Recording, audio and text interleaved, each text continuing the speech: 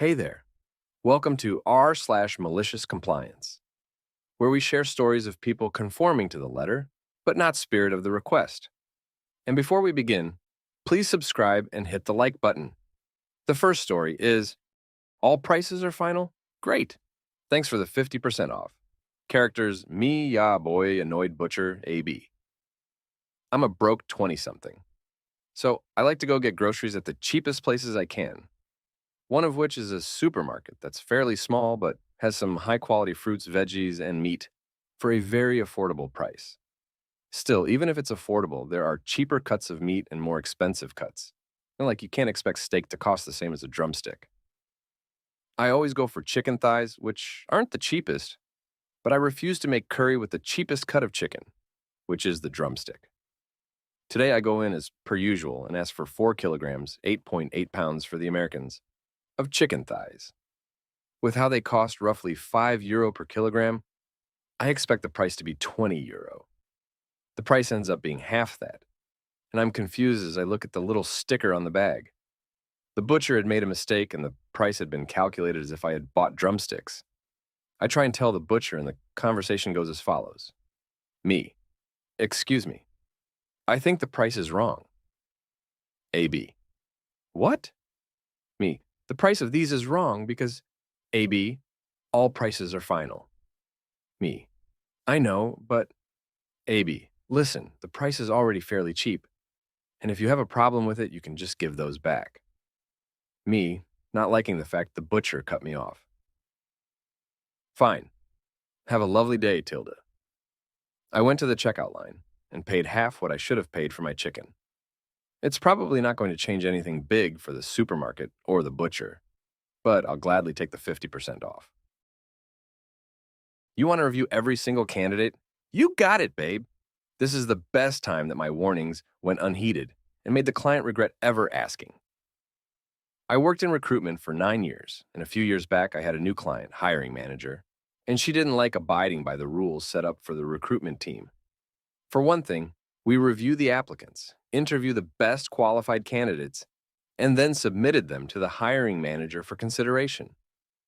Well, this hiring manager couldn't understand why we only sent over 3 candidates in a week. Honestly, she's lucky as some positions did not garner that many applicants. I explained that we submit 3 candidates for every 1 position available. This ensures that the hiring manager's time was considered when scheduling next step interviews. This wasn't just a standard I set. It was approved by her company's TA bosses, and frankly was standard at another place I used to work as well. Hiring manager. That is absurd. I want to review all of the candidates so I can tell you whom to pre-screen, and then you schedule their interview with me based on my availability. But ma'am, you have almost 100 applicants that met your minimum qualifications. I don't think you really want to devote that much time to reviewing all of these resumes, and honestly, some of them were not great. Hiring manager, are you not listening? Send them all over to me, and I'll take care of it. Me, yes ma'am, you got it. I'll send those over right away. I wrote an email to the hiring manager immediately after the call, restating the topics discussed by phone, and asked again if she was certain. She wanted all of the candidates sent to her. She confirmed. I complied and forwarded to my boss with an explanation that she will take care of reviewing all applicants. And my numbers were going to be skewed for the month. I did as requested, selecting nearly 100 candidates in the system, and moved them to hiring manager review. Now, what this did was send individual emails for each candidate as an update to the hiring manager, and it would ping her email every 3 days that they weren't reviewed. I smirked, knowing what was about to happen, and my rear was going to get chewed out in about a week. But it felt really good because I knew I was right.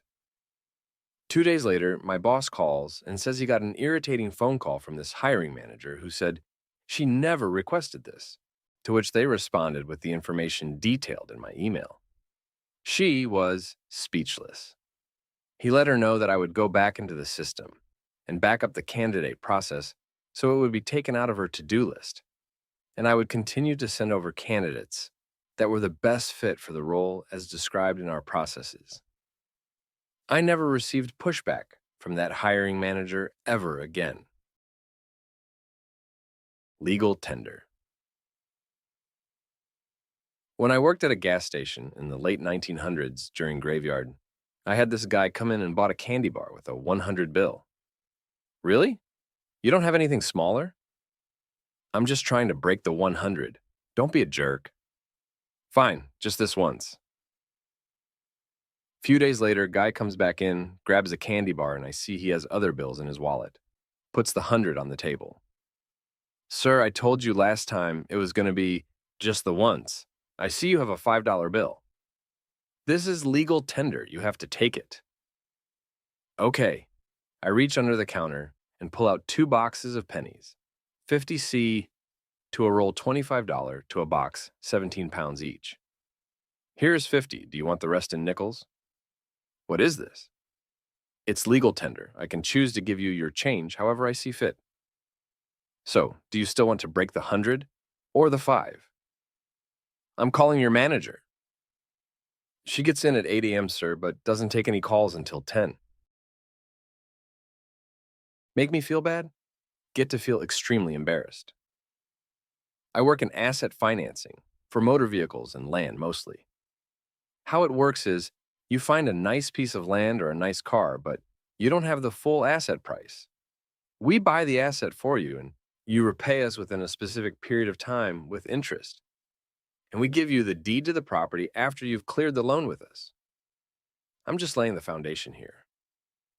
Well, I got to work at a customer service role for the job, and a client comes to request for his deed. In this case, a logbook for his car, as he had cleared his loan. I check and find that his deed is not ready, and I asked him to come back in a couple of weeks.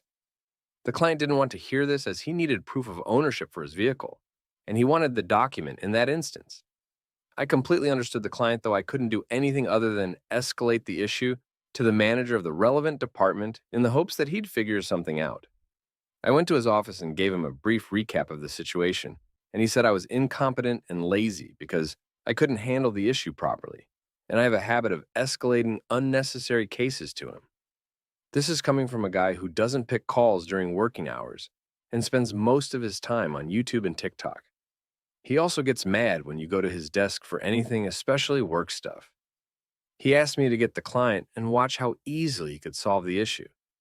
Turns out the client was more than he could handle because the client started shouting at him as soon as I'd ushered him to the office. The manager started with the BS of, it's the GovET causing the delay, and he needs to be patient. I was watching this and thought it couldn't get better. The client stood up and slapped the manager and scattered the contents of his desk all over the floor. Other staff heard and security escorted the client out. I'll never forget the looks the manager gave me after things had settled. He rarely speaks to me now and handles my escalations quickly and better. I always have a big old smile on my face when I recall this. English is my first language, y'all, so please excuse the errors. LOL.